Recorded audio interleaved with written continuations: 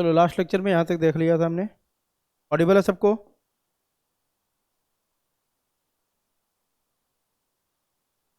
तो ये आपने देखा था, एक यहाँ पे पॉइंट है, इसको देख लेते हैं अपन।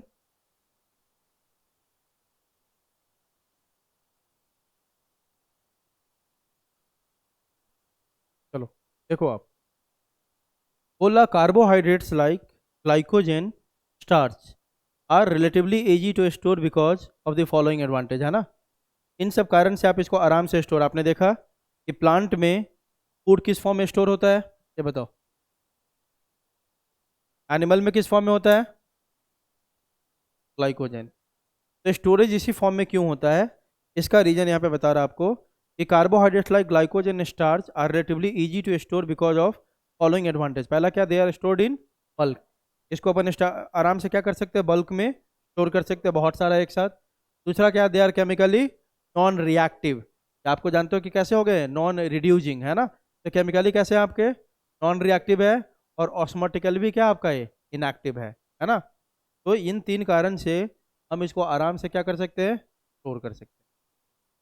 ऑस्मोटिकली मतलब कि ऑस्मोटिक कॉन्सेंट्रेशन क्या होता है, वाटर कंटेंट, है ना। ठीक है, तो ऑस्मोटिकली भी जहाँ पे वाटर ज़्यादा ही होगा तो उसमें क्या होगा, स्टोरेज प्रॉब्लम होती है, ठीक है।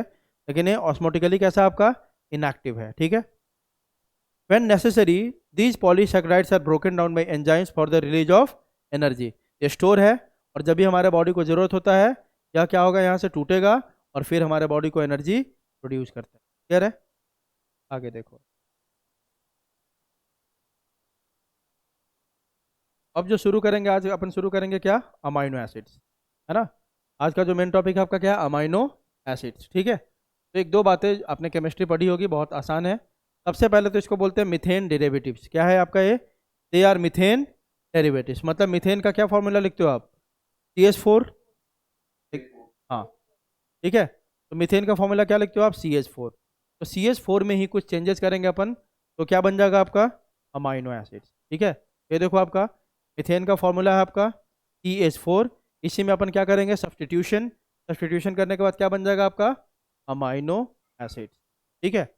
अब कोई भी अमाइनो एसिड होगा, उसमें दो चीज़ तो पक्का होगा, एक NH2 ग्रुप और दूसरा आपका COOH ग्रुप। आ रही बात समझ, जल्दी बताओ। कोई भी अमाइनो एसिड हो, उसमें आपका क्या होगा, they have carboxyl group and an amino group. ये पक्की बात है कि होगा ही होगा, ठीक है। कार्बोक्सिल और कौन सा ग्रुप, अमाइनो ग्रुप, ठीक है। ये किसी भी आपके कार्बोहाइड्रेट में देखने को मिलेगा, कार्बोक्सिल एंड अमाइनो ग्रुप, ठीक है। तो देखो होगा कैसे, पहले आपका मिथेन का था CH4, है ना। CH4 ऐसे आपने लिखा यहाँ पे, ठीक है। यहाँ पे क्या देखो, एक H को रिप्लेस किया कौन आपका, देखो तो NH2। दूसरे H को रिप्लेस किया कौन आपका, COH, है ना। और तीसरे H के जगह पे कौन है आपका, कोई भी R ग्रुप। R ग्रुप जानते हो ना, अल्काइल, है ना। R ग्रुप किसको बोलते हैं अपन, अल्काइल ग्रुप को।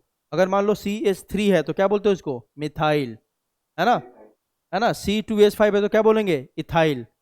तो R के जगह पे कोई भी हो सकता है, H हो सकता है, CH3 हो सकता है, C2H5 हो सकता है, R के जगह पे कोई भी हो सकता है, ठीक है। तो आप देखो सिंपल क्या देख रहे हो यहाँ सर, इसमें तो सीधा सीधा हमने चेंज कर दिया है किसको, मिथेन को। मिथेन में कौन सा रिएक्शन करवा दिया, सब्स्टिट्यूशन, है ना। ये देखो मिथेन कैसे लिखते हो आप, CH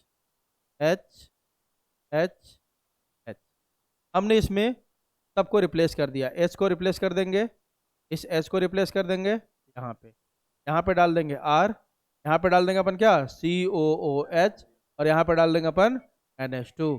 आपका बन गया आपका क्या, अमाइनो एसिड्स। तो क्या हो जाएगा, C, इधर क्या हो जाएगा COOH, इधर क्या हो जाएगा आपका NH2, यहाँ पे क्या हो गया R, और R इक्वल टू कुछ भी हो सकता है, इसके जगह पे H हो सकता है, इसके जगह पे CH3 हो सकता है, एक्सेट्रा। और R के बेसिस पे ही डिसाइड होगा इस अमाइनो एसिड का क्या नेम होगा। इसके बेसिस पे कौन सा आर, कौन सा आर प्रेजेंट है यहाँ पे, H है कि CH3 है कि कुछ और है, उसके बेसिस पे ही किसका नाम डिसाइड होगा, अमाइनो एसिड। अभी देखेंगे अपन, ठीक है। उसके बाद यहाँ पे क्या लगा देंगे, सिंपल अपन H, यह हो गया आपका एक अमाइनो। क्लियर है, बोलो जल्दी।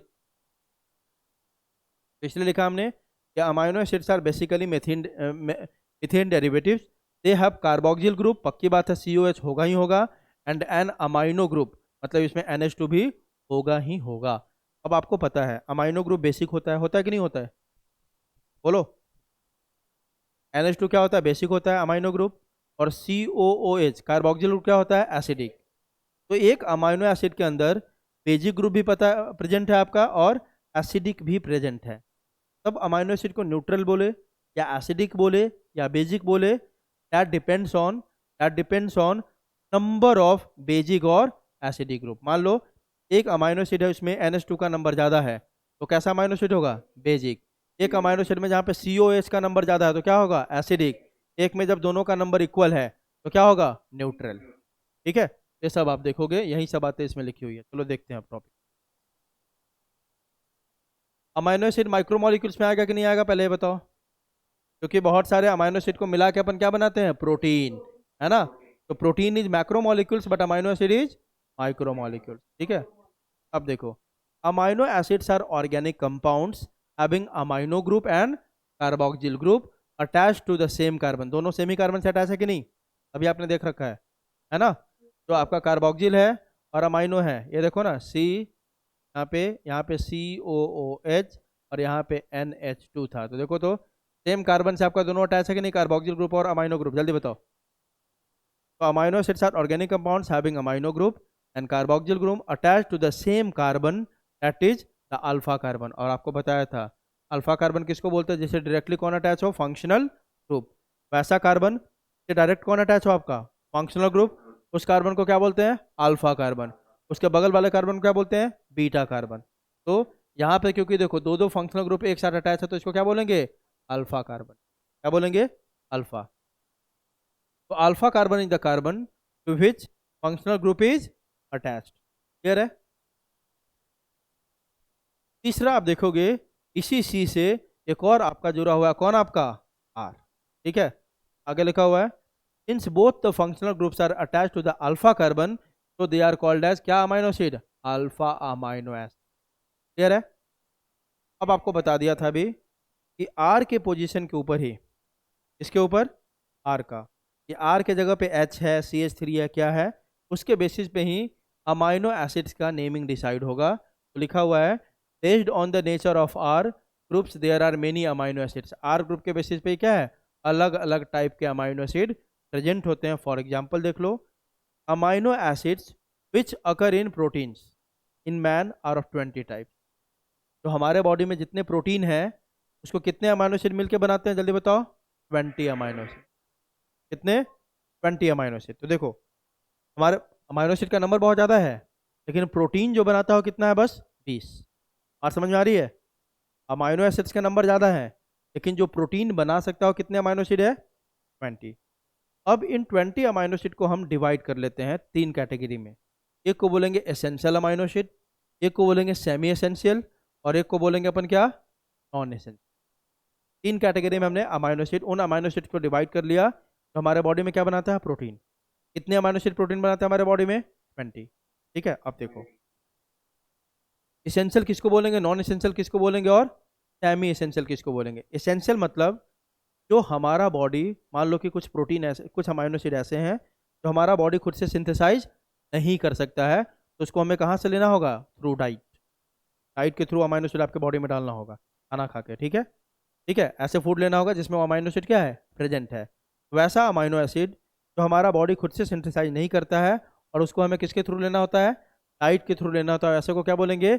Essential amino acid. क्योंकि हमारे बॉडी में नहीं है तो हमारे लिए बिल्कुल क्या है? एसेंशियल है, उसको लेना ही लेना है किसके थ्रू? डाइट के थ्रू। ठीक है। दूसरा सेमी एसेंशियल, ऐसा अमाइनो एसिड जो हमारा बॉडी बना तो रहा है लेकिन बहुत स्लोली बना रहा है, मतलब बना रहा है लेकिन बनाने का रेट क्या है? बहुत ज़्यादा स्लो है। ऐसे को क्या बोलेंगे?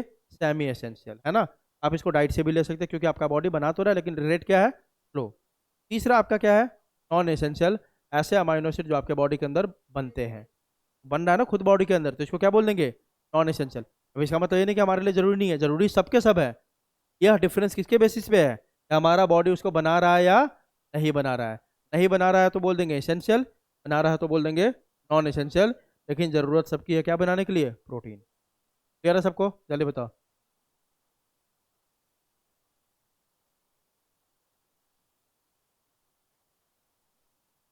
एक मिनट।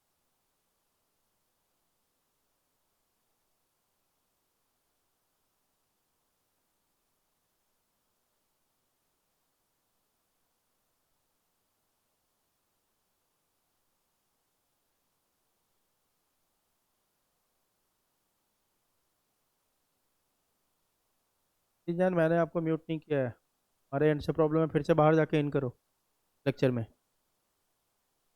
चलो देखो, amino acids which occur in protein in man are of 20 types, मतलब 20 टाइप के अमाइनो एसिड हमारे अंदर क्या बनाता है? प्रोटीन बनाता है। The R group in this proteinaceous amino acids could be a hydrogen. दिख रहा है आपको? अभी बताया कि आर ग्रुप हाइड्रोजन भी हो सकता है, CH3 भी हो सकता है, या कोई दूसरा भी हो सकता है। तो अगर आर ग्रुप के आर के जगह पे H है तो उस अमाइनो एसिड का नाम क्या होगा? ग्लाइसिन। अगर उसके जगह पे मिथाइल ग्रुप है CH3, तो उसका नाम क्या होगा? एलानिन। उसके जगह पर अगर हाइड्रोक्सी मिथाइल है CH3OH है ना, तो उसका नाम क्या होगा? शेरिन। आप क्या देख रहे हो? आर के जगह पे कौन सा प्रेजेंट है उसके बेसिस पे डिसाइड होता है कि कौन सा अमाइनो एसिड का नाम होगा। क्लियर है? अब देखो, humans are incapable of synthesising nearly half of the 20 standard amino acids and these are known as, क्या बोलेंगे इसको? एसेंशियल अमाइनो एसिड, क्योंकि हम लोग इसको नहीं बना पा रहे हैं। They must be obtain from food. For example, आपको याद रखना होगा इसमें कि कौन एग्जाम्पल है एसेंशियल का, कौन एग्जाम्पल है नॉन एसेंशियल का, और कौन एग्जाम्पल है सेमी एसेंशियल का। तो फॉर एग्जाम्पल देखो, आपका lysine, ethionine, phenyl alanine, tryptophan, valine, isoleucine, leucine and threonine, ये सब किसके एग्जाम्पल है? एसेंशियल अमाइनो एसिड, मतलब ये हमारा बॉडी नहीं बनाता है। अगला, semi essential amino acid, they can be synthesise very slowly by a human beings. For example कौन है आपका? आर्जिनिन एंड हिस्टिडिन, है ना? HA से याद रखोगे, इसका भी आपका है ना, MLTPITYL, ये सारे इसके नाम है। The amino acids that are synthesised in our body are called non essential. Clear है सबको? ये बात समझ में आ गई है? नॉन एसेंशियल किसको बोलेंगे? जो हमारे बॉडी में ऑलरेडी बनता है and and they are not needed in diet, उसको अलग से खाने में लेने की जरूरत नहीं होगी। अब देखो आप, जैसे जैसे आर पोजीशन पे आपका चेंज हुआ है वैसे वैसे नाम भी आपका चेंज हुआ। देखो, अगर आर पोजीशन पे H है तो नाम क्या हो गया अमाइनो एसिड का? ग्लाइसिन। अगर आर पोजीशन पे CH3 है तो नाम क्या हो गया? एलानिन। अगर आर पोजीशन पे आपका हाइड्रोक्सी मिथाइल है CH2 है तो क्या नाम क्या हो गया? सेरिन। तो आर का पोजीशन ही डिसाइड करता है कि नेम क्या होगा आपके अमाइनो एसिड। क्लियर है? आगे देखो, physical and chemical properties of amino acids, जब बहुत इंपॉर्टेंट लाइन है। तो फिजिकल और केमिकल प्रॉपर्टी है अमाइनो एसिड का, कौन डिसाइड करेगा? तीनों मिलकर डिसाइड करेगा। NH2, COH, और तीसरा कौन प्रेजेंट है मेन उसमें? आर। आर। यह तीनों मिलकर डिसाइड करता है कि कैसा फिजिकल या केमिकल प्रॉपर्टी होगा किसी भी अमाइनो एसिड का। तो physical and chemical properties of amino acids are mainly due to the amino, carboxyl and R functional group. Based on the comparative number of amino and carboxyl group, amino acids can be acidic, basic and neutral। बता ही दिया पहले आपको, है ना, कि अगर NH2 का नंबर ज़्यादा है इससे, कार्बोक्सिल से, तो अमाइनो एसिड कैसा होगा? बेसिक। अगर COH का नंबर ज़्यादा है NH2 से तो कैसा होगा? एसिडिक। अगर दोनों का नंबर इक्वल हो तो कैसा होगा? न्यूट्रल। वही बोल रहा है, देखो पहला पहला क्या आपका? Acidic amino acid. The amino acids have an extra carboxyl group, है ना, ये देख लिख दिया मैंने। यार अमाइनो ग्रुप का नंबर क्या है? क्या है जल्दी बताओ? लेस है किसके कंपैरिजन में? कार्बोक्सिल ग्रुप के। फॉर एग्जांपल आप देख सकते हो एक COH, दूसरा COH, दो इसमें COH है और एक ही क्या है आपका? NH2। तो COH का नंबर ज़्यादा है किसके कंपैरिजन में? NH2 के कंपैरिजन में। तो यह अमाइनो एसिड कैसा होगा आपका? एसिडिक। फिर से अब इंपॉर्टेंट हो गया, आपको याद रखना होगा कि कौन से एसिडिक अमाइनो एसिड है, कौन से बेसिक अमाइनो एसिड है, लिस्ट दे देगा आपको, बोलेगा आंसर करो, और कौन सा आपका न्यूट्रल अमाइनो एसिड है। तो एसिडिक का पहले एग्जांपल देख ले, नाम ही बता रहा है, ग्लूटामिक एसिड, या क्या बोलते हैं? ग्लूटामेट। जहाँ पे भी लास्ट में ATE लिखा हो समझ जाओ क्या है? ग्लूटामिक, है ना। इसको कैसे बोलेंगे? जैसे देखो, एस्पार्टिक एसिड को क्या बोल सकते हैं? एस्पार्टेट। जहाँ पे भी लास्ट में टेट है ना, या ATE है, समझ जाओ एसिड है। ग्लूटामिक एसिड, एस्पार्टिक एसिड, इसी को अपन ग्लूटामेट बोल सकते हैं, एस्पार्टेट बोल सकते हैं। सिट्रेट मतलब कौन सा एसिड होगा, सिट्रिक एसिड। आ रही बात समझ? हाँ, तो ग्लूटामिक एसिड, एस्पार्टिक एसिड, ये एग्जांपल है आपके एसिडिक अमाइनो एसिड। आगे देखो, बेसिक अमाइनो एसिड, पक्की बात है इसमें किसका अमाउंट ज़्यादा होगा, किसका नंबर ज़्यादा होगा, NH2 का। आप देख सकते हो NH2 यहाँ भी है, NH2 यहाँ भी है, COH बस यहाँ पे है, तो नंबर ऑफ NH2 ग्रुप मतलब basic group are more, basic group is more, that's why this is basic amino acid. They have an additional amino group, for example क्या है इसका, लाइसिन एंड आर्जिनिन। यहाँ पे क्या होगा, अमाइनो ग्रुप का number ज़्यादा होगा इन कंपैरिजन टू कार्बोक्सिल, है ना। तो एग्जाम्पल आपको याद रखना होगा। तीसरा आपका neutral amino acid, amino acid से वन अमाइनो ग्रुप और एक क्या होगा आपका कार्बोक्सिल, और नंबर क्या हो गया, equal. For example valine, alanine, glycine, leucine, isoleucine, these are examples of which amino acid, neutral amino acid. यहाँ पे एक आपके NH2 होंगे और दूसरा क्या होगा, COOH। क्लियर है? अब कुछ और भी अलग टाइप के अमाइनो एसिड को देख रहे हैं अपन, है ना। ये तो हो गया बेसिक आपका, एसिडिक, बेसिक एंड न्यूट्रल। इसके अलावा कुछ और भी अलग अलग टाइप के अमाइनो एसिड होते हैं। जैसे अगला क्या आपका, सल्फर कंटेनिंग अमाइनो एसिड, ऐसा अमाइनो एसिड जिसमें क्या प्रेजेंट हो, सल्फर। फॉर एग्जांपल सब एग्जांपल पूछता है, सिस्टीन और मिथ्योनिन, ये दोनों में क्या प्रेजेंट होगा, सल्फर प्रेजेंट है ना। CM से याद रख सकते हो आप। अल्कोहलिक अमाइनो एसिड, इसमें क्या प्रेजेंट होगा, OH ग्रुप, है ना। फॉर एग्जांपल आपका सेरिन एंड थेरियोनिन, सैट से याद रख सकते हो आप। आगे देखो, हेट्रोसाइक्लिक अमाइनो एसिड, अभी पढ़ा था तुमने हेट्रोसाइक्लिक किसको बोलते हैं, इसमें एक अलग एलिमेंट भी प्रेजेंट होता है। यहाँ पे भी कौन प्रेजेंट होगा आपका, nitrogen is present in ring, ring में कौन प्रेजेंट है आपका, nitrogen. For example proline, histidine, hydroxyfluorine, ये सब किसके एग्जांपल है, हेट्रोसाइक्लिक अमाइनो एसिड के। अगला क्या है, aromatic amino acids, possess cyclic structure, है ना। अब एरोमेटिक किसको बोलेंगे, जिसका स्ट्रक्चर कैसा होगा, पक्की बात है एरोमेटिक है तो कैसा स्ट्रक्चर होगा भाई, साइक्लिक। कैसा होगा, साइक्लिक, और साइक्लिक में कैसा होगा, alternating double and single bond, याद है ना। अरे बताया था प्यूरिन पैरामिडिन में। दूसरी बात और क्या बोलेंगे एरोमेटिक अमाइनो एसिड में, एक तो एक साइक्लिक स्ट्रक्चर होगा, और साइक्लिक स्ट्रक्चर के साथ आपका क्या जुड़ा होगा, एक स्ट्रेट साइड चेन। ये दिख रहा है आपको, स्ट्रेट साइड चेन एक जुड़ा हुआ है यहाँ पे, दिख रहा है, जल्दी बोलो। साइड चेन किसको बोलते हैं, ये मान लो साइक्लिक स्ट्रक्चर है और यहाँ से एक स्ट्रेट साइड चेन जुड़ा हुआ है, ऐसे को बोलते हैं एरोमेटिक अमाइनो एसिड।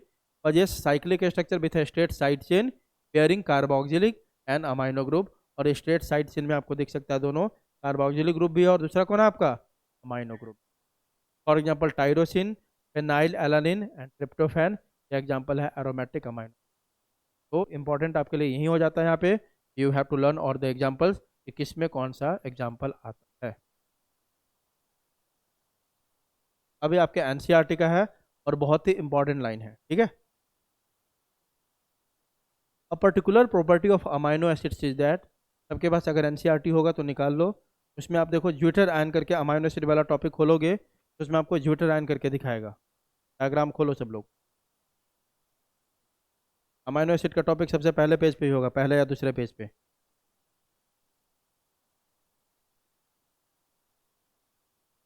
आगे जा, थर्ड पेज पे, थर्ड पेज पे, और आगे आ, नहीं नहीं और आगे आओ, इधर लो, इधर इधर इधर इधर। अब देख सकते हो NCERT में यहाँ पे अमाइनो एसिड्स का दिया हुआ है आपका, पेज नंबर 144, पेज नंबर 144 देखो, एक डायग्राम दिया हुआ है आपका, दिख रहा है सबको।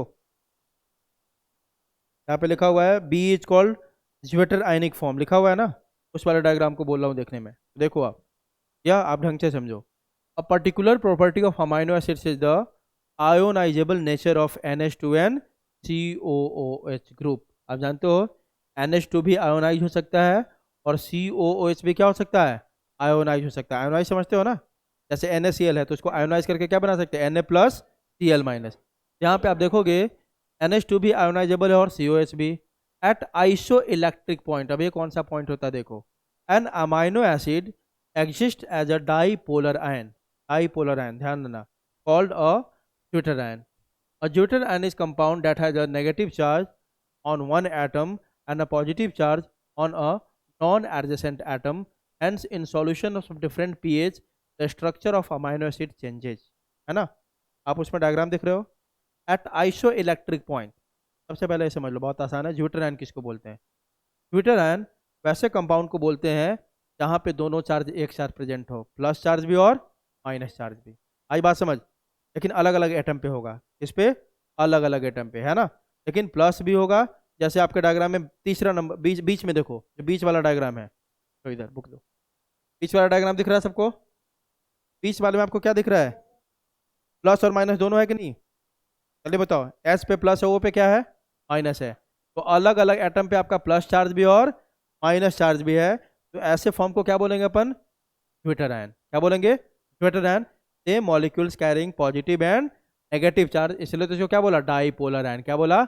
डाईपोलर. दोनों पोलैरिटी है, पॉजिटिव भी और नेगेटिव भी. और ऐसा मॉलिक्यूल जो डाईपोलैरिटी कैरी कर रहा है उसको क्या बोलते हैं? Zwitter ion. क्या बोलेंगे? Zwitter ion. अब दूसरी बात अब समझना है. आइसो इलेक्ट्रिक पॉइंट क्या होता है? क्या क्या आइसो इलेक्ट्रिक पॉइंट, है ना. आइसो इलेक्ट्रिक मतलब, आइसो मतलब क्या होता है? सेम. ऐसा पॉइंट जहां पे एक ही मॉलिक्यूल के ऊपर दोनों चार्ज आ जाए, उस पॉइंट को क्या बोलते हैं अपन? Iso electric point. क्लियर है? जल्दी बताओ. ऐसा पॉइंट जहां पे एक ही मॉलिक्यूल के ऊपर, एक ही कंपाउंड के ऊपर दोनों चार्ज आ जाए, ऐसे पॉइंट को क्या बोलते हैं? Iso electric point. ठीक है. तो ज्यूटर आयन सबको समझ में आ गया. सेम मॉलिक्यूल्स या same compound having both the charges on क्या? Different atoms. ठीक है, उसको बोलेंगे ज्यूटर आयन. और जिस पॉइंट पे होता है उस पॉइंट को क्या बोलेंगे? Iso electric point. तीसरा आप देखो क्या लिखा है. Hence, in solutions of different pH, the structure of amino acid changes. आप देख सकते हो A फॉर्म और C फॉर्म दिख रहा है.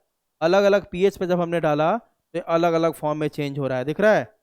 A अलग है और C अलग है. दिख रहा है आपको? जल्दी बताओ. तो क्या बोल रहा है? ये तीनों में आपको डायग्राम ऐसे दिया हुआ देखो.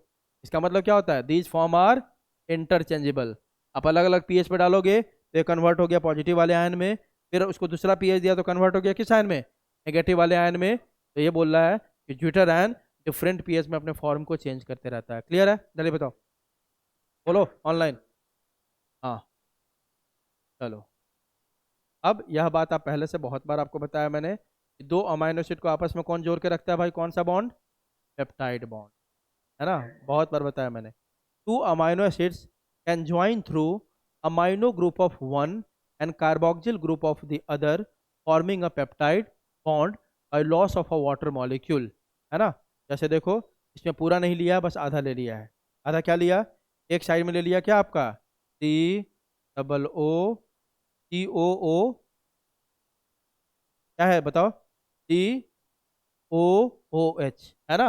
बताया ना भाई. एक जगह पे सी ओ एच और एक जगह पे क्या ले लिया? NH2. अगले में क्या ले लिया इधर आपका? NH. और इधर भी ले लिया मान लो आपका. हाँ बोलो. क्या?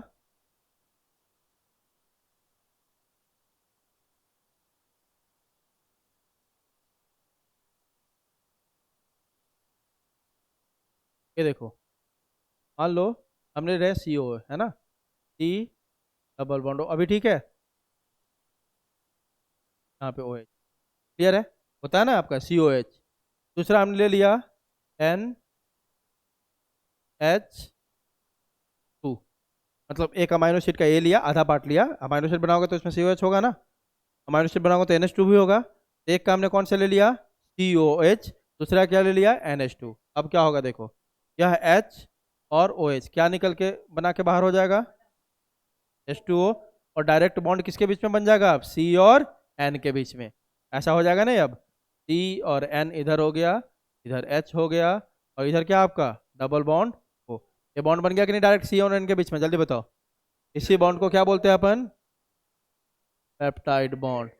तो वही बोला, पेप्टाइड बॉन्ड का फॉर्मेशन हमेशा कैसा होता है भाई? Loss of water molecule. ठीक है.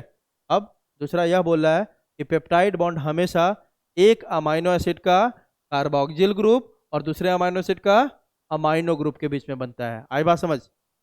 ये दो अमाइनो एसिड है ना. ये दो अमाइनो एसिड है. दो अमाइनो एसिड में के बीच में कौन सा बॉन्ड है? पेप्टाइड, है ना.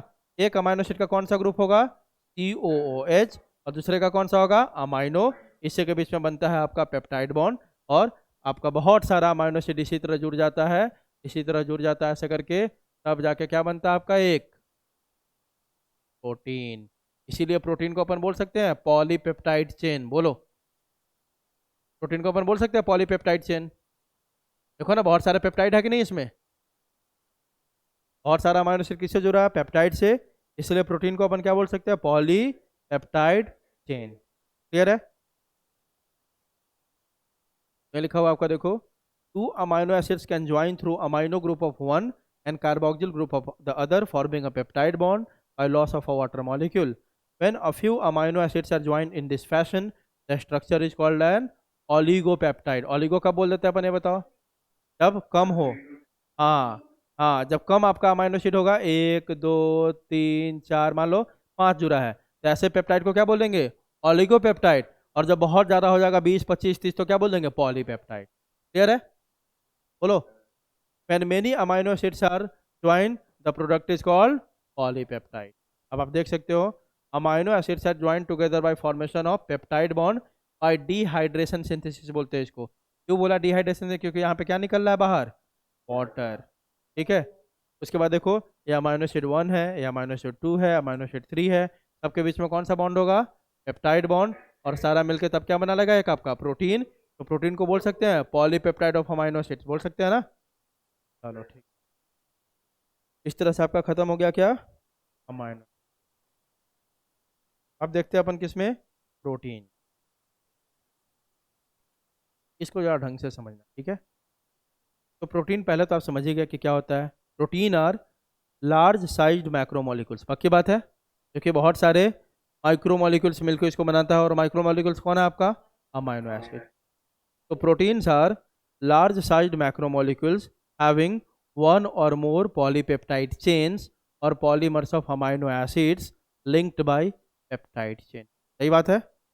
मतलब एक प्रोटीन जो है आपका, एक प्रोटीन जो है आपका, एक पॉलीपेप्टाइड चेन से ही बन सकता है, और एक से ज़्यादा पॉलीपेप्टाइड चेन भी हो सकता है। फॉर एग्जांपल हीमोग्लोबिन सुना होगा तुमने, हीमोग्लोबिन में टोटल कितने चेन प्रेजेंट है पॉलीपेप्टाइड के, 4। पढ़ा है कभी, कोई बात नहीं, सुन लो। देखो, हीमो 4, हाँ वो तो ठीक है। बस इतना समझो आप, जो हीमोग्लोबिन मॉलिक्यूल है आपका, हीमोग्लोबिन मॉलिक्यूल कितने पॉलीपेप्टाइड चेन को मिला के बना हुआ है, 4 पॉलीपेप्टाइड चेन। कितने, 4 पॉलीपेप्टाइड चेन। मतलब मान लो एक पॉलीपेप्टाइड का चेन है, ये दूसरा है, ये तीसरा है, ये चौथा है, चारों चेन।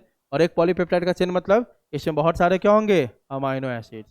बहुत सारे क्या होंगे, अमाइनो एसिड। किससे जुड़े होंगे, कौन बॉन्ड से, पेप्टाइड बॉन्ड से। तो ऐसे ऐसे 4 चेन होता है पॉलीपेप्टाइड का, जो मिल के बनाता है आपका कौन, हीमोग्लोबिन। तो 2 चेन होता है अल्फा चेन, 2 चेन को क्या बोलते हैं अपन, alpha chain.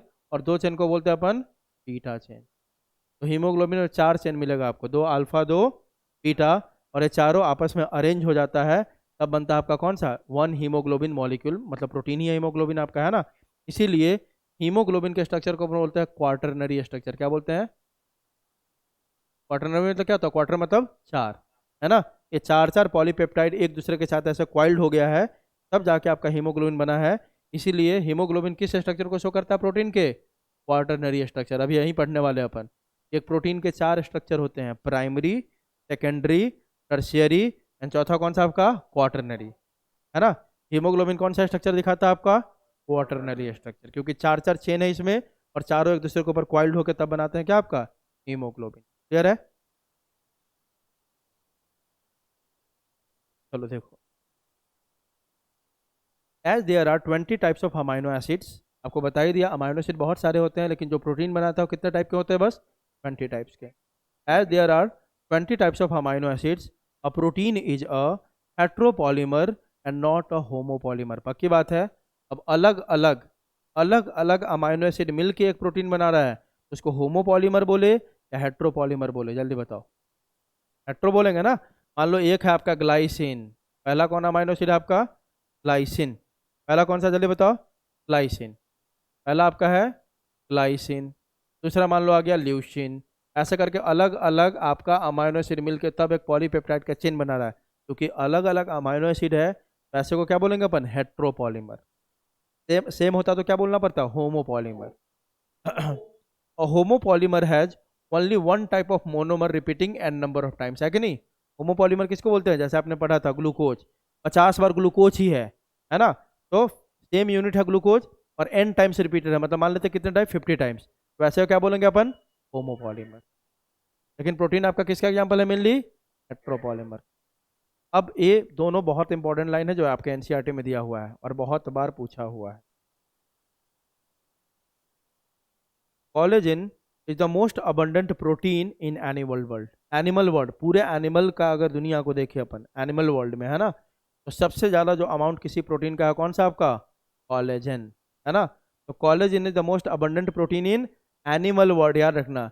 It is the main component of connective tissue of animals. हमारे कनेक्टिव टिश्यू में देखने को मिलता है कौन? आपका कोलेजन। तो इसके अगले चैप्टर में पढ़ेंगे अपन। कौन सा चैप्टर है हमारा? स्ट्रक्चरल ऑर्गेनाइजेशन इन एनिमल्स, ठीक है। Collagen is the most abundant protein in animal world. It is the main component of connective tissue. आगे देखो, राइबोलोज, बाइफॉस्फेट, कार्बोक्सिलेज, ऑक्सीजनेज।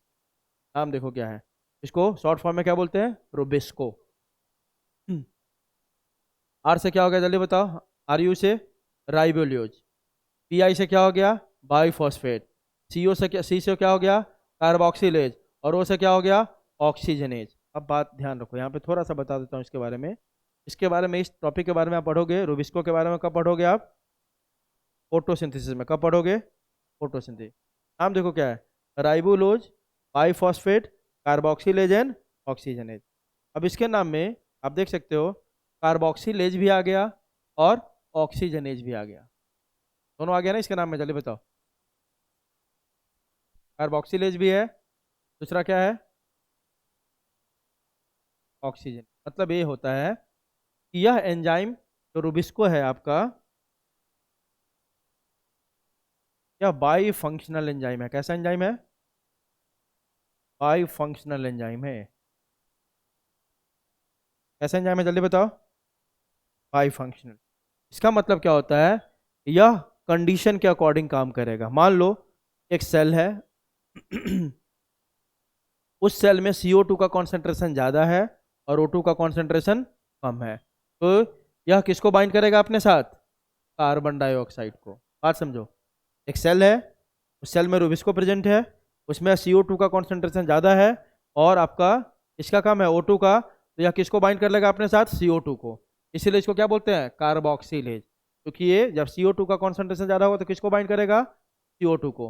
और जब ऑक्सीजन का कॉन्सेंट्रेशन ज़्यादा होगा तो किसको बाइंड करेगा? ऑक्सीजन को। इसीलिए इसको बाई फंक्शनल बोलते हैं। मतलब ये फोटोसिंथेसिस भी करवाने में हेल्प करता है और रेस्पिरेशन भी करवाने में। आ रही बात समझ? जल्दी बताओ। इसीलिए इसको बाई फंक्शनल बोलते हैं। कंडीशन के ऊपर डिपेंड करेगा कि अगर CO2 है तो कार्बोक्सिलेज की तरह एक्ट करता है, और जब O2 है ज़्यादा तो किसकी तरह एक्ट करता है? ऑक्सीजनेज। क्लियर है? जल्दी बताओ, बोलो। चलो आगे देखो। तो ribulose, biphosphate, carboxylase, oxygenase is the most abundant protein in the whole of the biosphere. पूरे बायोस्फीयर की बात करें, पूरे वर्ल्ड की बात करें, तो सबसे ज्यादा अबंडेंट प्रोटीन कौन है आपका? रूबिस्को। एनिमल वर्ल्ड की बात करेंगे तो कोलेजन। पूरा मिला के बात करें ओवरऑल तो कौन है आपका? रूबिस्को। क्लियर है? अब आगे अपन मेन टॉपिक पे क्या है आपका? Structure of protein. इसको ढंग से समझना। तो देखो, 4 स्ट्रक्चर अपन पढ़ने वाले हैं प्रोटीन का। कितने? 4। पहला प्राइमरी, दूसरा सेकेंडरी, तीसरा टर्शियरी और चौथा क्वाटरनरी। तो पहले प्राइमरी तो बहुत आसान है आपका। It is the first protein structure that is formed. It is linear structure having only peptide bond, है ना? अब देखो, आपको एक बात पहले थोड़ा ब्रीफ कर दूं। सब में देखोगे आप अलग अलग बॉन्ड मिलेगा। क्या मिलेगा आपको? बॉन्ड्स। जो प्राइमरी स्ट्रक्चर होता है ना, वो क्या है? जैसे मान लो अमाइनो एसिड जुड़ा, और अमाइनो एसिड जुड़ने के तुरंत बाद जो स्ट्रक्चर बन गया उसको क्या बोलेंगे? प्राइमरी। प्राइमरी फंक्शनल नहीं होता है। आपके बॉडी में प्रोटीन जो काम करता है वो प्राइमरी प्रोटीन कभी भी काम नहीं कर सकता है, सेकेंडरी भी कभी भी काम नहीं कर सकता है। प्रोटीन फंक्शनल कब होता है? किस स्टेज में? टर्शियरी में। टर्शियरी स्टेज में जब प्रोटीन पहुंचता है तब जाके वो आपके बॉडी में काम करना शुरू कर देता है। क्लियर है? तो देखो, प्राइमरी किसको बोलेंगे? प्राइमरी क्या? सीधा आपका the sequence in which amino acids are arranged in a polypeptide chain of a protein is called its primary structure. It gives the positional information of amino acids in a protein, which is the first amino acid and which is the second on so on. मतलब simple सी बात. Sir primary किसको बोलेंगे? तो primary में सीधा अपन को बस एक दो इन्फॉर्मेशन पता चलता है प्राइमरी स्ट्रक्चर में. पहला कि बहुत सारे अमाइनो एसिड मिलके क्या बना रहे हैं आपका प्रोटीन. क्या बना रहा है जल्दी बताओ? प्रोटीन. ऐसा करके क्या आपको बता रहा है सीक्वेंस ऑफ अमाइनो एसिड्स. क्या बता रहा है? Sequence of amino acid in a protein. और प्राइमरी स्ट्रक्चर हमेशा कैसा स्ट्रक्चर होगा? लीनियर. कैसा होगा हमेशा? ये लीनियर. बिल्कुल भी हेलिकल ये सब नहीं होगा. कैसा होगा? लीनियर. और ये क्या दिखाता है आपको कि किस ऑर्डर में आपका अमाइनो एसिड अरेंज है. फॉर एग्जांपल मान लेते हैं यहाँ पे ल्यूसीन है, यहाँ पे आइसोल्यूसीन है, यहाँ पे ग्लाइसिन है ना, यहाँ पे मान लेते हैं ट्रिप्टोफैन है. ध्यान रखो. ठीक है. तो आप इसको देख के आपको क्या इंफॉर्मेशन मिल रहा है कि there is linear arrangement of amino acid. और यह देख के ये भी बता सकते हो कहे नहीं कि पहले नंबर पे कौन है, आखिरी नंबर पे कौन है, बीच में कौन है, सबका नंबर बता सकते कि नहीं? चलिए बताओ. बोलो. तो प्राइमरी आपको बस यही दिखाता है कि linear arrangement of amino acids in a polypeptide chain, plus इसके हेल्प से आपको यह इंफॉर्मेशन मिल जाएगा कि पहले नंबर पे कौन सा अमाइनो एसिड है, दूसरे पे कौन सा है, तीसरे पे कौन सा है, लास्ट में कौन. क्लियर है? और एक ही बॉन्ड आपको यहाँ पे दिख रहा है. सारे अमाइनो एसिड के बीच में कौन सा बॉन्ड होगा? Peptide bond. होगा कि नहीं? जल्दी बताओ. बोलो. चलो. तो यह आपको दिख रहा होगा प्राइमरी. देखो आपको एक अमाइनो एसिड प्राइमरी. देखो पहला नंबर आप क्या दिख रहा है आपको? एक अमाइनो एसिड, दूसरा अमाइनो एसिड, तीसरा अमाइनो एसिड, चौथा, पांचवा, छठा, और सबके बीच में कौन सा बॉन्ड प्रेजेंट है आपका? चलिए बताओ. Peptide bond.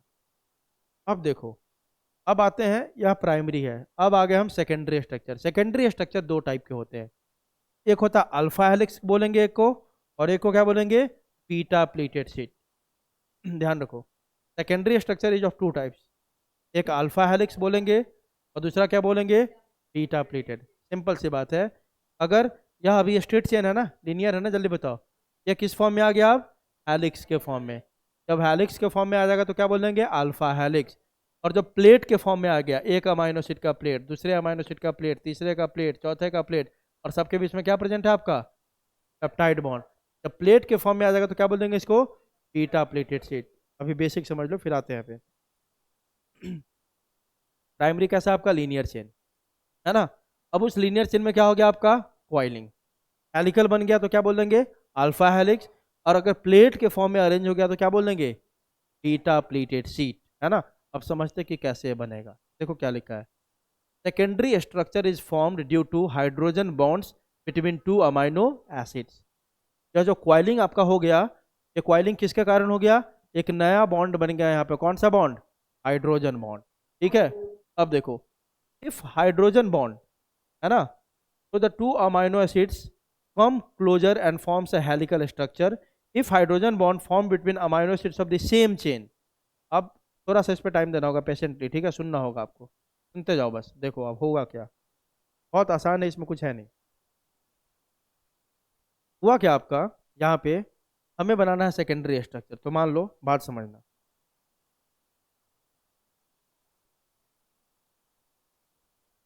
ये देखो, यह एक लीनियर चेन बहुत लंबा आपको दिख रहा है. दिख रहा है कि नहीं? जल्दी बताओ.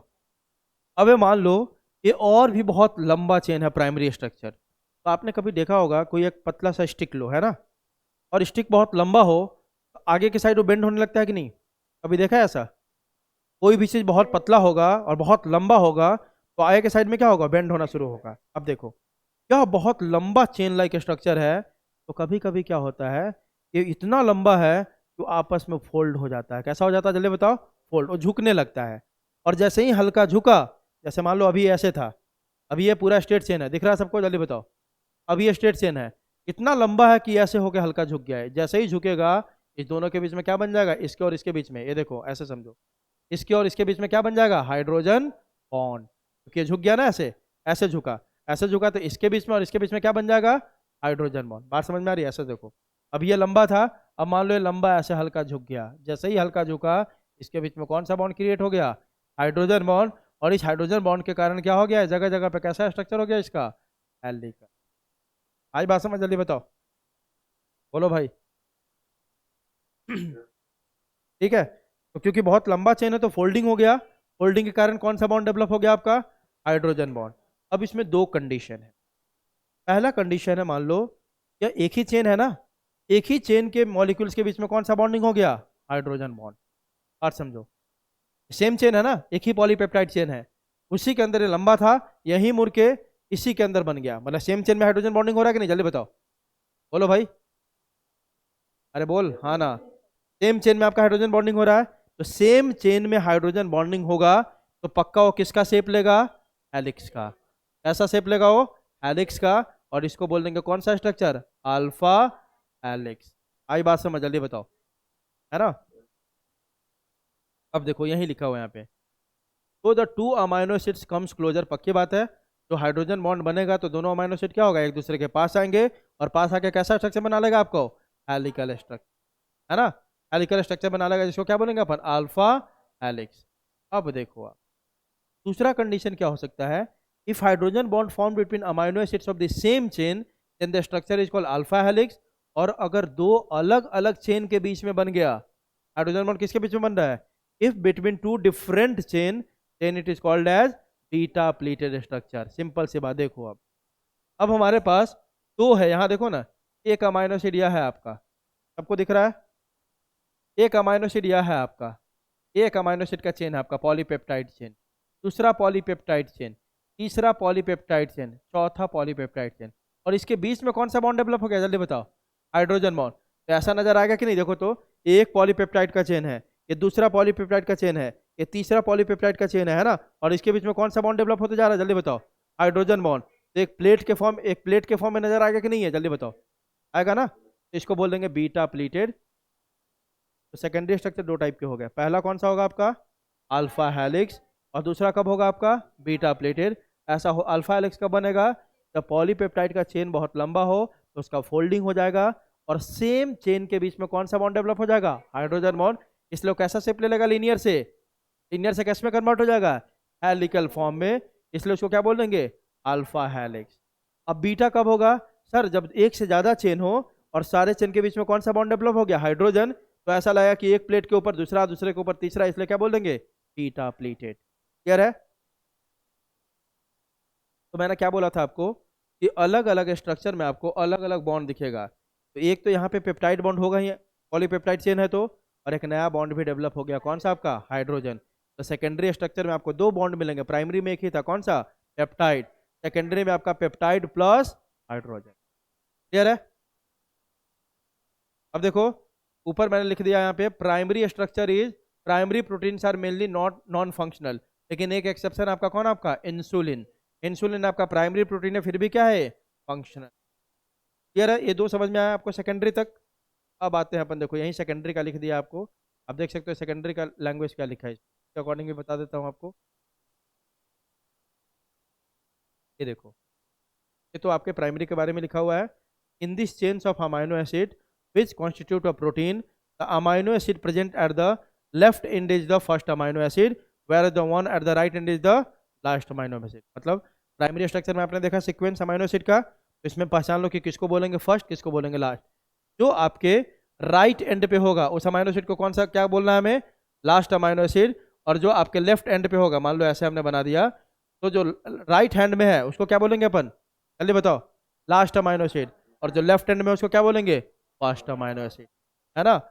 तो first amino acid is also known as, तो फर्स्ट मान लो कि मान लेते ये फर्स्ट है, फर्स्ट किस साइड होगा हमेशा, जल्दी बताओ, फर्स्ट किस साइड होगा हमेशा, लेफ्ट के साइड में। तो मान लेते हैं अपन समझाने के लिए बोला, ये लेफ्ट ले लिया, ये क्या लिया हमने, राइट। तो लेफ्ट वाले में जो पहला अमाइनो एसिड इसको क्या बोलेंगे, जल्दी बताओ, फर्स्ट। राइट वाले में जो उसको क्या बोलेंगे, लास्ट। तो फर्स्ट वाला होता है ना, उसको नाम देते हैं, इस एंड को क्या देंगे, एन, और इस टर्मिनल को क्या बोलेंगे, सी। मतलब एक अमाइनो एसिड के चेन में दो टर्मिनल एंड होते हैं, एक होता है एन, एन वाला किसको रिप्रेजेंट कर रहा है, फर्स्ट अमाइनो एसिड को, और सी वाला किसको रिप्रेजेंट कर रहा है, लास्ट अमाइनो एसिड। ये प्राइमरी स्ट्रक्चर में ऐसा देखने को मिलता है। क्लियर बात है, जल्दी बताओ। अब आ गया अपन सेकेंडरी स्ट्रक्चर में, सम प्रोटीन ऑफ द, देखो यही जो मैंने बताया आपको इतना ही याद रखना है कि सेम मॉलिक्यूल के बीच में जब हाइड्रोजन बॉन्डिंग होगा एक हेलिक्स का फॉर्म ले लेगा, अल्फा हेलिक्स, और अगर अलग अलग के बीच में बनेगा हाइड्रोजन बॉन्ड तो क्या बोलेंगे, बीटा प्लेटेड। अब लैंग्वेज में थोड़ा इसको देख लेते हैं कैसे लिखा हुआ है। some portion of the protein thread are folded either in the form of a helix और बीटा प्लेटेड शीट। सही बात है ना, यही मैंने बताया अभी। एक मिनट रुकिए।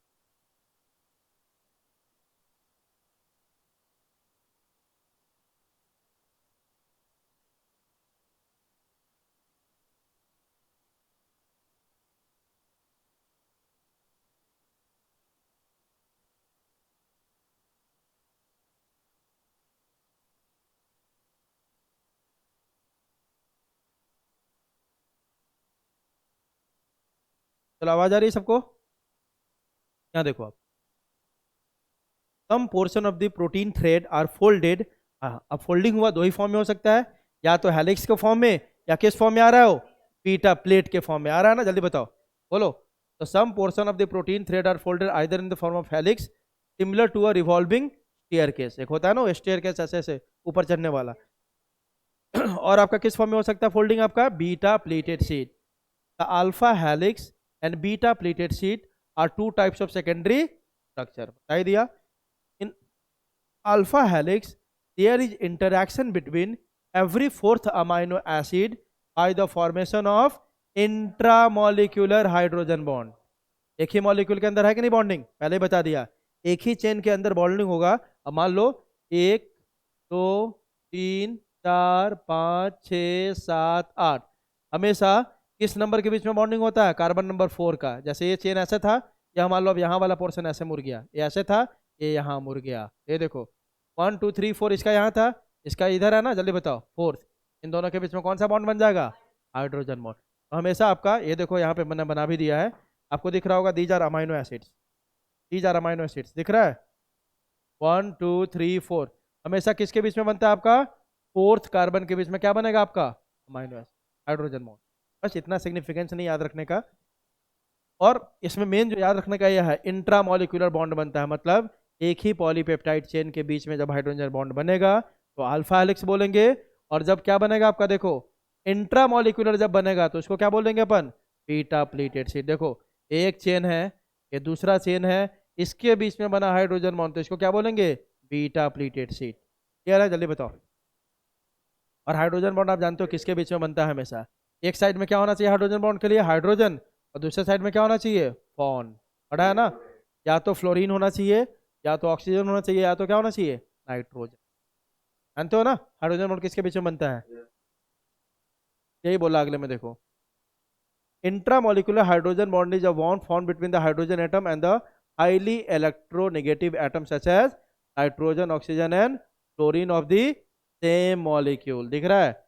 इन proteins only right handed helices are very important line, है ना? जैसे आपने डीएनए में पढ़ा था, राइट हैंडेड हेलिक्स भी हो सकता है और लेफ्ट हैंडेड भी। लेफ्ट हैंडेड कौन सा डीएनए का होता है? जेड डीएनए, है ना? लेकिन प्रोटीन में हमेशा कौन सा हेलिक्स मिलता है आपको? राइट हैंडेड हेलिक्स मिलेगा। क्लियर है? जल्दी बताओ। एग्जाम्पल आ गया आपका, keratin protein present in hair. जो केराटिन है आपका, यह किसका एग्जाम्पल है? सेकेंडरी स्ट्रक्चर का एग्जाम्पल है। और सेकेंडरी में भी किसका एग्जाम्पल है आपका? अल्फा हेलिक्स का। इसका एग्जाम्पल है, जल्दी बताओ। Alpha helix. और अल्फा हेलिक्स में हमेशा कौन सा बॉन्ड मिलेगा? Intramolecular hydrogen. सबको क्लियर है? बोलो। अब देखो, अब आगे आपका इसका बीटा प्लेटेड का बता रहा है। हाँ देखो, व्हेन टू और मोर पॉलीपेप्टाइड चेन, इसमें कितने होने चाहिए मिनिमम? दो से ज्यादा पॉलीपेप्टाइड चेन होना चाहिए। आर हेल्ड टुगेदर बाय कौन सा बॉन्ड? देखो तो intermolecular hydrogen bonds. The structure is described as beta pleated sheet. The intermolecular hydrogen bond is the bond formed between the hydrogen atom of the one molecule and the highly electronegative atom of the other molecule। उसमें क्या था? Hydrogen भी उसी का था, और electronegative molecule मतलब fluorine, oxygen या नाइट्रोजन भी उसी का था। यहाँ पे एक का हाइड्रोजन होगा, दूसरे का क्या होगा? फ्लोरीन या तो ऑक्सीजन या नाइट्रोजन। आई बात समझ? जल्दी बताओ। फॉर एग्जाम्पल क्या आपका? Fibroin protein of silk, silk fibre में जो मिलता है प्रोटीन, यह सेकेंडरी स्ट्रक्चर है। और सेकेंडरी में भी किसका है? बीटा प्लेटेड का। आप देख सकते हो, ये देखो यहाँ आपको ध्यान से देखो, यह आपका पॉलीपेप्टाइड चेन दिख रहा है आपको, है ना? ये देखो, एक अमाइनो एसिड, दूसरा अमाइनो एसिड, तीसरा अमाइनो एसिड। यह एक पॉलीपेप्टाइड का चेन है, या दूसरा पॉलीपेप्टाइड का चेन है, ये तीसरा पॉलीपेप्टाइड का चेन है, ये चौथा है, और ये आपका पांचवा है। और सबके बीच में देखो कौन सा बॉन्ड प्रेजेंट है, हाइड्रोजन बॉन्ड। दिख रहा है, जल्दी बताओ ये कैसा नजर आएगा, एक प्लेट के फॉर्म में, इसलिए क्या बोलते हैं, बीटा प्लीटेड शीट। क्लियर है, जल्दी बताओ। तो bonds formed in secondary structure कौन कौन होगा, peptide bond and hydrogen. Clear है। अब आते हैं अपन किस पे, टर्शियरी पे। कॉलेजन के बारे में एक बात पता है, कॉलेजन जहाँ पे भी होगा ना वो बहुत ज़्यादा टफ होता है, मजबूत होता है। कॉलेजन फाइबर क्या होता है, बहुत ज़्यादा मजबूत। ये बता रहा है कि क्यों उसमें उतना मजबूती होता है। तो polypeptide coil of collagen helix is strengthened by establishing hydrogen bond. मतलब इसमें दो, एक तो हाइड्रोजन बॉन्ड प्रेजेंट होता है किसमें, कॉलेजन के हेलिक्स में, और दूसरा इसमें क्या होता है, लॉकिंग इफेक्ट भी देखने को मिलता है किसके बीच में, तो अमाइनो एसिड के में, प्रोलीन एंड हाइड्रोक्सी प्रोलीन। बात समझो। बोल रहा आपका कि कोलेजन हेलिक्स बहुत ज़्यादा मजबूत होता है। ऐसा क्यों, दो कारण से।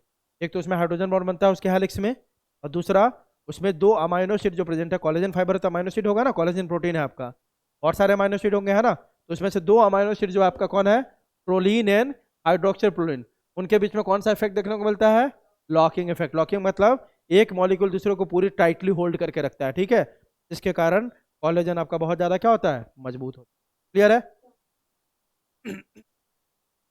अगला कौन सा स्ट्रक्चर आपका, टर्शियरी स्ट्रक्चर। ठीक है, टर्शियरी स्ट्रक्चर हमेशा कौन सा दिखाता है आपको, 3D arrangement of amino acid. क्या दिखाता है, 3D। टर्शियरी, सेकेंडरी क्या दिखा रहा था, 2D डायमेंशन। टर्शियरी क्या दिखाएगा, प्रोटीन का कौन सा स्ट्रक्चर, 3D। पूछता है कि टर्शियरी स्ट्रक्चर 2D रिप्रेजेंट करता है कि 3D, प्रोटीन का स्ट्रक्चर क्या बोलोगे, 3D। अब देखो आपको पहले ही बताया था कि टर्शियरी से ही क्या होगा आपका, प्रोटीन कैसा हो जाता है, फंक्शनल। टर्शियरी प्रोटीन कैसा होता है आपका, फंक्शनल होता है। याद रखने का, टर्शियरी प्रोटीन कैसे होंगे, फंक्शनल होगा। ऐसा होगा, क्यों फंक्शनल होगा, क्योंकि आपने पढ़ा था, याद करो, almost all enzymes are protein, बताया था। ऑलमोस्ट ऑल एंजाइम क्या आपका, प्रोटीन है। अब एंजाइम किसके साथ रिएक्ट करता है, सबस्ट्रेट के साथ। एंजाइम किसके साथ करता है रिएक्शन, सबस्ट्रेट, पढ़ा है ना। सबस्ट्रेट मतलब वह सब्सटेंस जिसके ऊपर रिएक्शन होगा। ठीक है, तो मान लो सुक्रेज एक एंजाइम है, कौन सा, सुक्रेज, तो उसके लिए सबस्ट्रेट कौन होगा, सुक्रोज। कौन होगा, सुक्रोज। लाइपेज एक एंजाइम है, तो उसके लिए सबस्ट्रेट कौन होगा, लिपिड, लिपिड। अब देखो, लाइपेज एक एंजाइम है, उसके लिए सबस्ट्रेट कौन है, लिपिड। तो लिपिड लाइपेज पे कैसे आके बाइंड करेगा, जब लाइपेज उसके लिए एक्टिव बाइंडिंग साइट होगा तभी ना। एक्टिव बाइंडिंग साइट मतलब उस एंजाइम के ऊपर वो जगह तो होना चाहिए ना जिस पे आके वो बाइंड करे, उसको बोलते हैं एक्टिव बाइंडिंग साइट। सीधे एंजाइम थोड़ी काम करेगा। पहले मान लो कि अगर इसको मारना है मेरे को, तो मेरा हाथ टच तो होगा नहीं इसके गाल पे, है ना। तो अगर मान लो कि एंजाइम अगर काम करना है तो एंजाइम के ऊपर बाइंड करना होगा किसको, सबस्ट्रेट को, उसको बोलते हैं एक्टिव बाइंडिंग साइट। तो टर्शियरी स्ट्रक्चर है ना, उसमें आपका क्या, एक्टिव साइट डेवलप हो जाता है। क्या डेवलप हो जाता है आपका, एक्टिव साइट। सर ऐसा क्यों होता है, क्योंकि यहाँ पे और ज़्यादा क्वाइलिंग हो जाता है, और सारे सारे क्या होंगे, अमाइनो एसिड एक दूसरे के नज़दीक आ जाएगा, और बहुत नज़दीक आने के कारण क्या होता है, उसमें आपका एक्टिव साइट का फॉर्मेशन होता है। आई बात समझ, जल्दी बताओ। कोई पूछे कि टर्शियरी स्ट्रक्चर को एक्सप्लेन करो, तो आप क्या लिखोगे, सबसे पहले ये लाइन बता दे रहा हूँ कैसे लिखने का है, क्योंकि बच्चे इसमें नहीं लिख पाते। द लॉन्ग प्रोटीन चेन और the polypeptide chain usually folds upon itself like a hollow woollen ball. आपने वुलन बॉल देखा है घर में, जो ऐसे ऐसे होता है पूरा एकदम एक दूसरे के ऊपर, यहाँ पे इतनी फोल्डिंग हो जाती है कि एकदम एक वुलन वॉल की तरह आपका बन जाता है पूरा सब अमाइनो एसिड का चेन। आई बात समझ।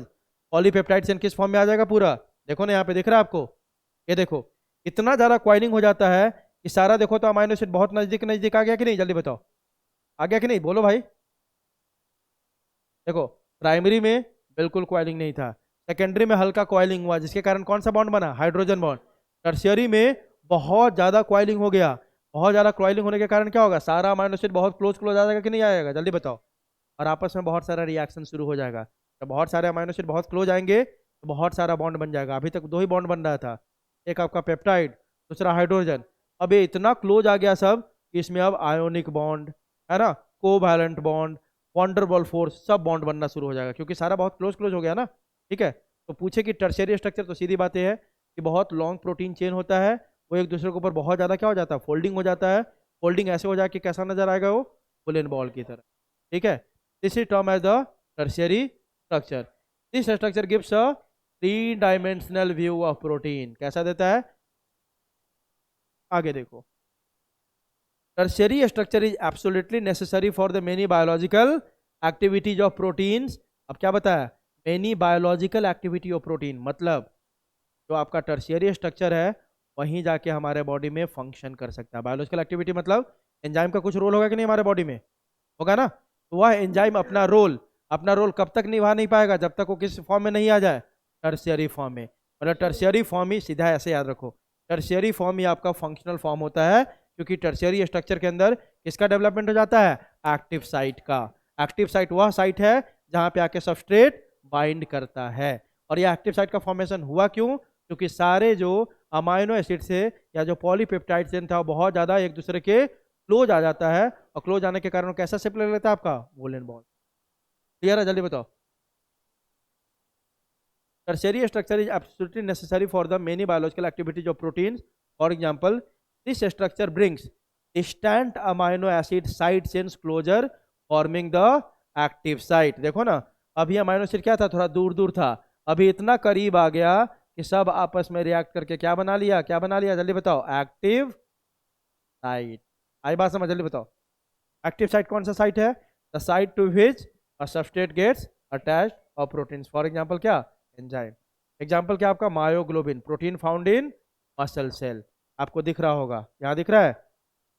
देखो क्या हुआ, पूरा आपका एक ही प्रोटीन का चेन है, लेकिन ये पूरा अपने ऊपर ही क्या हो गया? ये कॉइल हो गया। दिख रहा है आपको? चलिए बोलो सब लोग।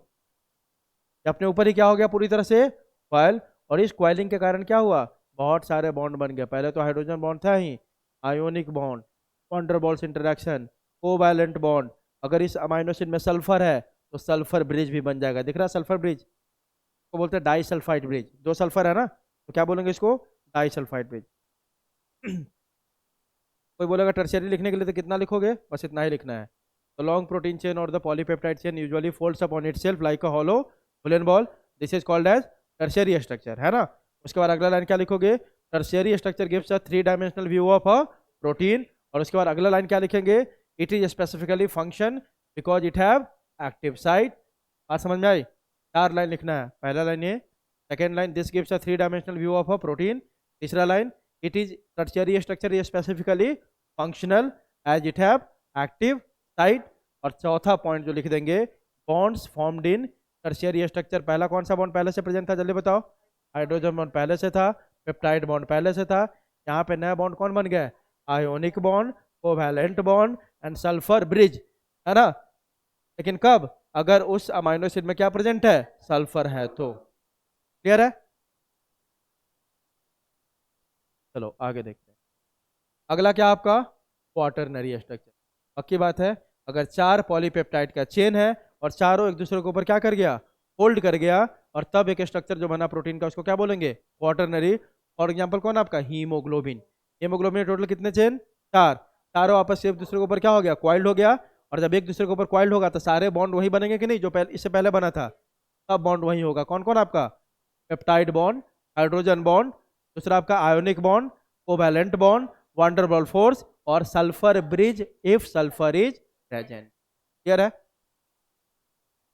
Quaternary structure is formed when a protein has more than 1 sub unit. अभी देख रहे हो ना, हेमोग्लोबिन में कितने सब यूनिट है भाई? कितने पॉलीपेप्टाइड है? 4। कितने हैं? 4। कोई बोल रहा है individual polypeptide chains of a quaternary protein are called as subunit. एक एक पॉलीपेप्टाइड चेन को अपन क्या बोलते हैं? सब यूनिट। तो टोटल कितने सब यूनिट हो गए हीमोग्लोबिन में? 4। और चारों के चारों क्या होगा देखो, और polypeptide chains and each polypeptide chain has a primary, secondary और tertiary structure of its own. पक्की बात है, 4 पॉलीपेप्टाइड चेन है, चारों का अपना प्राइमरी स्ट्रक्चर होगा, चारों का अपना कौन सा होगा? सेकेंडरी होगा, या चारों का अपना कौन सा स्ट्रक्चर होगा? टर्शियरी होगा। ठीक है। The way in which these individually folded polypeptides are arranged with respect to each other gives the architecture of quaternary structure of a protein। अब मान लो 4 थे इसमें पॉलीपेप्टाइड, चारों का अपना मान लो टर्शियरी स्ट्रक्चर है, टर्शियरी है।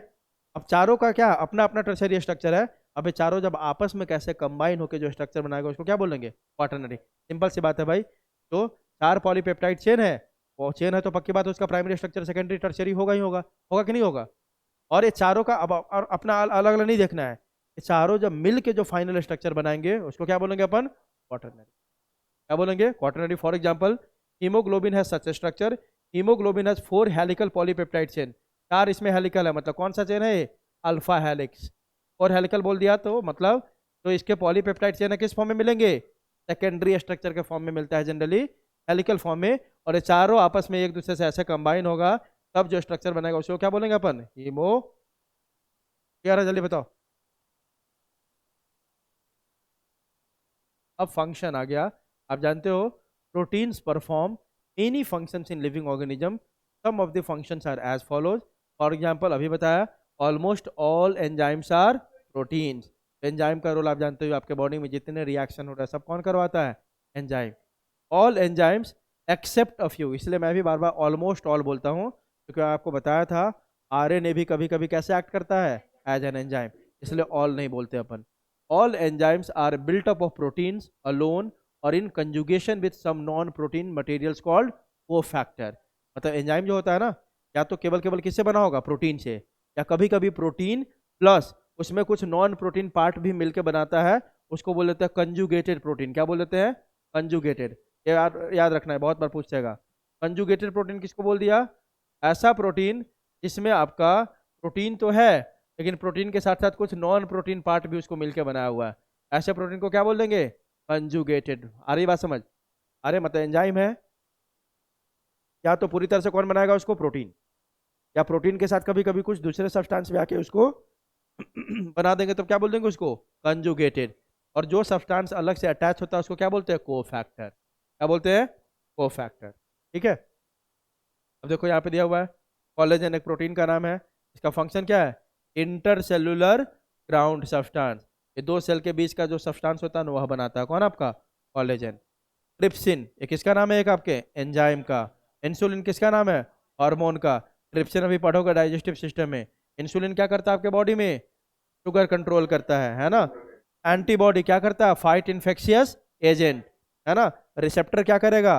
जैसे सेंसरी रिसेप्शन, जैसे आप कोई चीज़ स्मेल करते हो, टेस्ट करते हो, सबके लिए क्या प्रेजेंट है हमारे बॉडी में? रिसेप्टर्स, है ना। ग्लूट फोर, ये ग्लूट फोर क्या आपका? Enables glucose transport into the cells. GLUT four ऐसा एंजाइम है जो आपके एक सेल में किसको भेजता है? ग्लूकोज को। ये सब कुछ प्रोटीन का नाम है और कुछ इसके फंक्शन है। कुछ मैंने भी प्रोटीन के एग्जाम्पल यहाँ पे लगा दिए हैं, आप देख सकते हो। पहला किस कौन सा है? Structural protein, for example collagen, elastin. आप देखोगे अभी पढ़ेंगे कनेक्टिव टिश्यू, तो या हमारे बॉडी में कुछ स्ट्रक्चर बनाता है, तो इसलिए क्या बोल दिया इसको? Structural protein. अगला है albumin, found in eggs of vertebrates is called ovalbumin. आप जानते हो जो एग होता है वर्टिब्रेट्स का, उसमें क्या मिलता है आपका? एक प्रोटीन मिलता है, उसको क्या बोलते हैं? एल्ब्यूमिन। सीधी बात ऐसे समझो, एल्ब्यूमिन एक प्रोटीन है, यह वर्टिब्रेट के एग में भी मिलता है। क्योंकि वो एग में मिल रहा है इसीलिए उसे एल्ब्यूमिन का नाम चेंज करके हमने क्या बोल दिया? ओवल ब्यूम। क्लियर है? Albumin found in milk, albumin आपके मिल्क में मिलता है, क्योंकि मिल्क में मिल रहा है तो उसका नाम क्या रख दिया हमने? लैक्टल ब्यूमिन। आई बात? हाँ, जहाँ मिल रहा है उसके अकॉर्डिंग नाम रख दिया हमने एल्ब्यूमिन का। ठीक है। उसके बाद देखो इधर भी मैंने लगा दिए होंगे, और इधर कॉन्ट्रेक्टाइल प्रोटीन जो हमारे बॉडी में किस में हेल्प करता है? मसल के कॉन्ट्रैक्शन में। For example actin and myosin. Carrier proteins आपने पढ़ा है, ट्रांसपोर्ट में हेल्प करता है कैरियर प्रोटीन, पढ़ा है ना सेल मेम्ब्रेन में। जल्दी बोलो। तो carrier protein helps in transport across membrane. For example sodium potassium pump channel protein, पढ़ा है कि नहीं? एक्वापोरिन्स, याद है? हाँ, ठीक है। क्लॉटिंग फैक्टर्स, आप जानते हो आपके बॉडी में बहुत सारे क्लॉटिंग फैक्टर है जो आपके ब्लड को क्या करते हैं? क्लॉट करने में हेल्प करता है। ठीक है। यही सारे प्रोटीन का आपका फंक्शन बता रहा है। पहला आपका एंजाइम्स के रूप में काम कर सकता है प्रोटीन। दूसरा आपका देखो, दूसरा देखो हुआ डिफेंस प्रोटीन। ऐसे प्रोटीन तो आपके बॉडी में क्या देता है? डिफेंस। फॉर एग्जाम्पल इम्यूनोग्लोबुलिन से क्या बोलते हैं इसको? एंटीबॉडीज, है ना। Are proteins that fight infection against agents, है ना। They are produce by a type of white blood cells called B lymphocyte. Antibody हमारे बॉडी में कौन बनाता है आपका? बी सेल्स, बी लिम्फोसाइट, पढ़ा है ना? B lymphocyte, T lymphocyte. कोई पूछे आपके बॉडी में एंटीबॉडीज कौन बनाता है हमेशा, तो क्या बोलोगे? B lymphocyte. और एंटीबॉडीज क्या करता है? बाहर से जो बैक्टीरिया वायरस जा रहा है उसको किल करता है, मतलब हमें डिफेंस देता है। तीसरा आपका प्रोटीन किस फॉर्म में मिल सकता है? हार्मोन के फॉर्म में। हम हार्मोन सारे हार्मोन प्रोटीन से नहीं बने होते हैं, अलग अलग चीज से बने होते हैं, लेकिन कुछ हार्मोन आपका किससे बना हुआ है? प्रोटीन से भी। Some hormones are proteinaceous in nature. For example insulin, पूछ लेता है कि इंसुलिन कौन सा हार्मोन है, लिपिड हार्मोन, प्रोटीन हार्मोन, तो क्या बोलोगे, प्रोटीन हार्मोन, क्योंकि इंसुलिन किससे बना हुआ है, प्रोटीन से। ये सब एग्जांपल बहुत इंपॉर्टेंट है। It is secreted by beta cells present in islets of Langerhans of pancreas, सीखोगे भी है ना। पैनक्रियाज में कुछ स्पेशल सेल होते हैं, उसको बोलते हैं आइलेट ऑफ लैंगरहैंस, बात समझो। हमारे पैनक्रियाज में कुछ स्पेशल सेल्स होते हैं, उसको क्या बोलते हैं, आइलेट्स ऑफ लैंगरहैंस। वहीं आइलेट्स ऑफ लैंगरहैंस के अंदर प्रेजेंट होता है एक और सेल, कौन आपका, बीटा सेल्स, वहीं आपका बनाता है क्या, इंसुलिन। तो इंसुलिन आपका कौन सिक्रीट करता है, पैनक्रियाज। पैनक्रियाज में भी कौन, islets of Langerhans. Islet of Langerhans में कौन सा cell, beta cell. Islet of Langerhans में और भी सेल होते हैं, उसमें से जो बीटा सेल्स है वो प्रोड्यूस करता है क्या, आपका इंसुलिन। अगला आप जानते हो receptor. Receptors are protein molecules which bind to specific information molecules like hormones. मान लो आपको कोई चीज स्मेल आता है, तो स्मेल आता है तो कैसे आता है, नाक में, उसका क्या प्रेजेंट है, आपका रिसेप्टर। वह रिसेप्टर ही किसी भी चीज को क्या करता है, रिसीव करता है, ठीक है। अगला है ट्रांसपोर्ट प्रोटीन, पढ़ ही लिया आपने। प्रोटीन लाइक हीमोग्लोबिन, आप जानते हो ना, तो आपके आरबीसी में प्रेजेंट है। और हीमोग्लोबिन क्या कैरी करता है, ट्रांसपोर्ट करता है, ऑक्सीजन। करता है कि नहीं, जल्दी बताओ। तो proteins like haemoglobin present in the RBC transport oxygen from lung to the various parts of the body. कल से पढ़ेंगे अपन, यहाँ से बता दूंगा मैं, सिंपल एंड कंजुगेटेड प्रोटीन बता ही दिया। सिंपल मतलब जिसमें बस क्या हो, प्रोटीन, और कंजुगेटेड मतलब जिसमें protein plus non protein part हो, ठीक है। तो कल आपका प्रोटीन भी खत्म हो जाएगा, हो ही गया लगभग है प्रोटीन। चलो ठीक है, वेलकम।